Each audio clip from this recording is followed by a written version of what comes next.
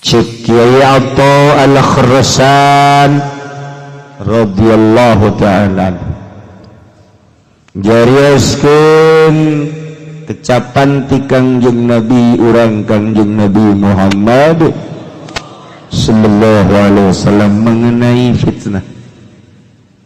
Idza kana khamsun di mana terjadi lima bakal bukti lima. Hiji idza akalu riba di mana kaum loba ngadahar barang riba maka bakal terjadilah ambles bumi jeung gempa-gempa bumi. Kuari mana nu teu riba? Urang kuari dagang nyokot duit di bank make bunga riba. Urang kuari melim kendaraan melalui bank make bunga tetap riba. Deposito urang di bank diarahan ku urang bunga-bunga na tai riba.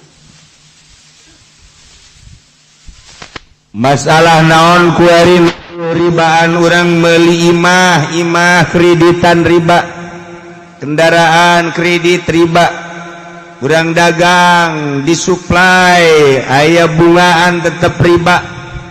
Ngadagangkeun barang-barang Cina sigana urang teh dagang mulus padahal mah urang keur gupak dina riba.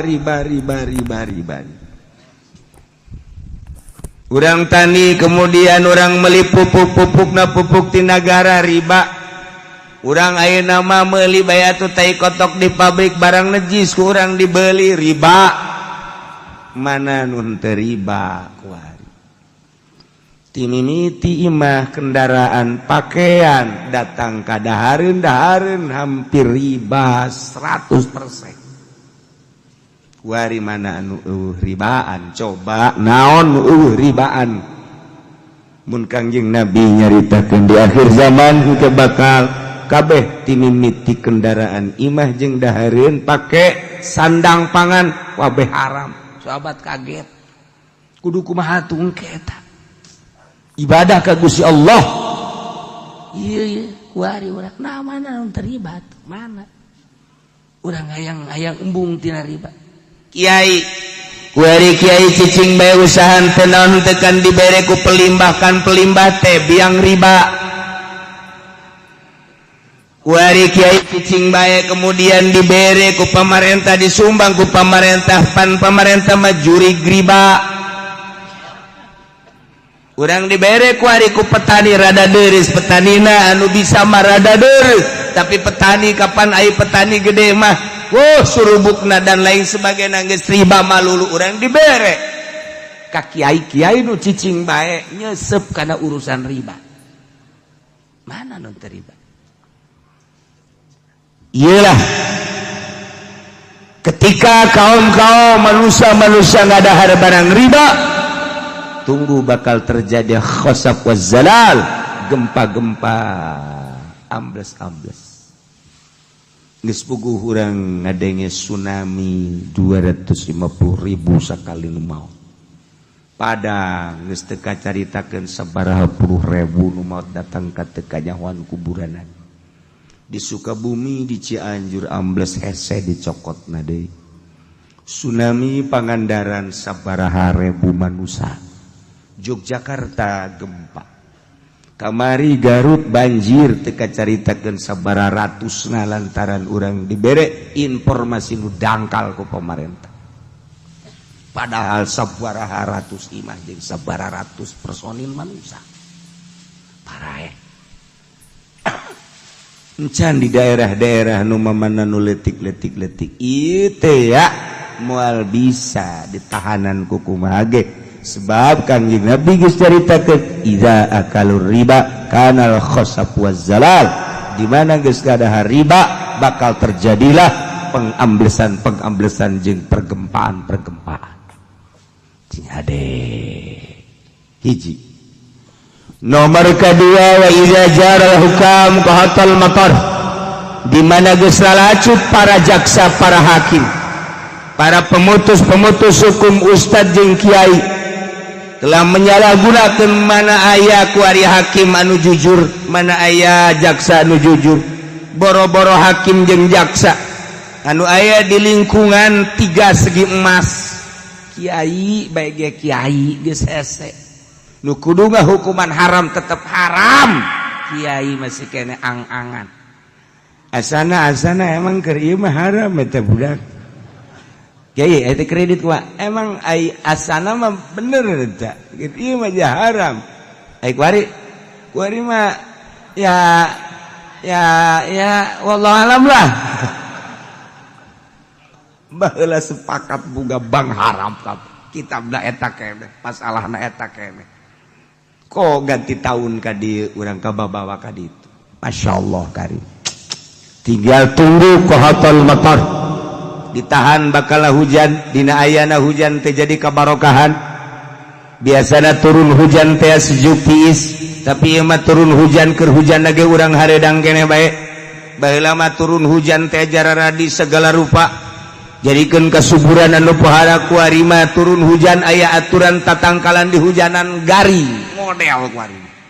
Iyalah akibat pemutus hukum anu henteu jujur. 2. Nomor katilu, wa idza zahara zina wa alanu bihi kana al maut wa kasratul nas. Di mana-mana lahir zina, bahkan kaum teh geus ngalohirkeun nembrakeun kana zina, maka bakal kapanggih engke di kaum paeh-paeh jeung loba pararaeh ngadadak. Kuari jelema teh baheula mah kakara rerendengan bae, rerendengan ge isin bae. Urang kampung ka Jakarta balik bareng jeung awewe teu wani rerendengan ja isin ku urang lembur. Masih kena aya adab. Tapi kuari masyaallah geus lain rerendengan deui, silih pacok di jalan sana. Masyaallah. Geus ka isin buat budak ngora anu bodoh mah masih keneh rada leuheung, lain berarti halal, lain berarti menang leuheung, masih keneh menggebu syahwatna jeung nafsuna. Tapi pan kuari mah urang ngadenge naudzubillah summa naudzubillah min zalik. Lamun nu berpendidikan ai eta guru-guru zararina. Ari eta anu osok mere petuah-petuah di negara zararina. Lamun baheula di zaman Pak Harto, zaman Pak Adam Malik main bongkar-bongkaran, berapa cengceman wanita nu aya di Cipanas, nu aya di Puncak. Saat eta main bongkar-bongkaran nu tadina masyarakat teu nyaho. Di zaman Pak Adam Malik muncul Menteri Penerangan Harmoko. Tidinya lah main bongkar-bongkaran kanyahoan jenderal anu cengcemana anu, menteri anu cengcemana anu. Eta zaman eta kuari mah geus ambalaya kuari mah lantaran baheula mah disadiakeun teh lamun kunjungan kenegaraan luar negeri ka urang eta teh persediaanana aya di jerona persidahan deuk dipake deuk henteu. Kitu kene kunjungan kenegaraan Indonesia ke Amerika, ke Inggris, ke mana dek dipake dek henteu, tapi perlengkapanana geus aya. Kuari mah kunjungan DPR ka daerah bae geus kudu kos kitu. Jarariji euy mah ngadengeun. Lamun dibongkar urusan per DPR-an jeung per MPR-an, naudzubillah min zalik wa min zalik wa min zalik wa min zalik wa min zalik wa min zalik wa min zalik wa min zalik wa min zalik. Uyuhan betah hari rup di dinya. Uyuhan betah hari rup ini. Masya Allah. Nah iyalah bakal ulah kaget sing geletek bakal loba nu maot ngadadak truk maot engke bakal ambalai kuari geus kanyataan. Wa idza muniyatuz zakat di mana teu daek zakat jalma halakatil masyah bakal rusak sato-sato hewan lantaran kejujuran kan manusia. Kalimah wa idza ta'adda ala ahli dhimmah di mana berlebihan terhadap ahli dhimmah.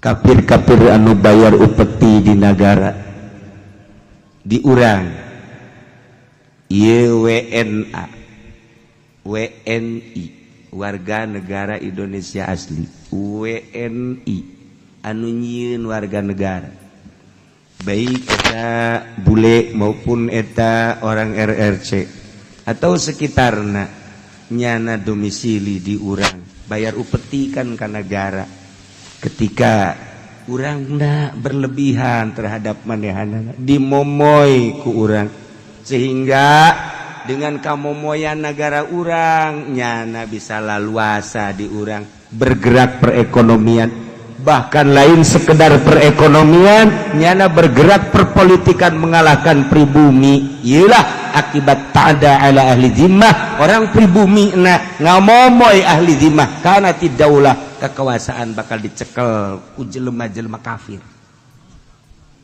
urang kene nu salah datangnya nak mawa duit ke DPR diterima nyana bisa laluasa gerak nyana datang ke atasan diterima atuh kan laluasa boro-boro eta deui dewan jeung pemerintah dibawakeun ka golongan ka organisasi Islam diterima atuh nyana leuwih laluasa gerak maka lain sekadar perekonomian ku ari nu dikuasai ku ahli zimmah yane kafir bahkan perpolitikan ge geus dikuasai ku nya akibat urangna lengah kunaon atuh mun cara lalayangan terus bae diulur hanya sekedar sebuah kendaraan hanya sekedar sebuah penghargaan hanya sekedar sebuah dunia tapi acak-acakan makan kabehan iyalah lamun jelema geus berlebihan terhadap ahli zimmah yakni kafir-kafir kana tidaulah bakal ayalah kekuasaan dikuasai ku kafir baheula mah masih kene terpimpin di zaman Pak Harto teu bisa gerak nyana silakan perekonomian gerak hanya sebatas ekonomi tetapi aya aturan-aturan main setelah dibuka blak kuari geus bararuncul kafir-kafir nu jadi bupati jadi gubernur urang geus teu berdaya kuari akibat urangna keneh lunak ku dunia tinggal diperhatikan ku urang ka hareup lantaran negara makin bok-brok negara makin kacau negara makin amburadul lain eueuh di luhur teh anu barisa ngaji lain eueuh di luhur nu talar Quran tetapi naon hartina Quran ditalar lamun eueuh mangpaatna jang negara naon hartina kapinteranana seorang menteri lamun kamangpaatna teu karasa ku urang naon hartina sebuah organisasi Islam lamun memang teu karasa ku urang mana atuh ieu napas-napas Islamna tarolah napas-napas demokrasina mana atuh kuari lantaran lunak terhadap ahli zimmah kekuasaan bakal dicekel ku ahli zimmah tinggal orang introspeksi negara nu sakieu gedena dicekel ku bangsa Indonesia nu sakieu lobana jeung palalinterna kok hanya segerintil dua gerintil manusia bisa menguasai urang bodoh amat urang bloon amat urang goblok amat urang tolol amat urang ditolol-tolol ge emang urang mah tolol digoblok-goblok emang urang goblok kunaon atuh hanya beberapa gerintil manusia bisa menguasai marilah urang introspeksi babarengan negara urang sebuah negara anu maju nu makmur anu diperbutkeun ku seluruh negara lantaran ieu hasil nagarana luar biasa geus puguh pertanian logam, minyak, kayu, segala rupa aya di urang. Bahkan aya seberapa pulau anu encan pernah dijamah ku tangan-tangan manusia. Saking mahmurna. Sakieu ge dikorup terus ku Amerika, dibawaan ke luar negeri. Lain bae Amerika bahkan negara-negara lain mawaan hasil-hasil bumi, tetapi henteu pernah kadenge di urang kalaparan. Henteu pernah urang seakan-akan nyabodokeun, mengabaikan sabodolah. Tetapi lamun geus menguasai negara berarti kan gede dicaplok i negara urang berpikir nayulah wa iza ta'adda ala ahli zimmah kana tidaulah cekangjing Nabi di mana dibere embar jelema geus sumuhun dauh berlebihan terhadap ahli zimmah sehingga urang teh bertekuk lutut karena tidaulah kekuasaan bakal dicekal ku ahli dhimah. Na'udzubillah min zalik wa min zalik.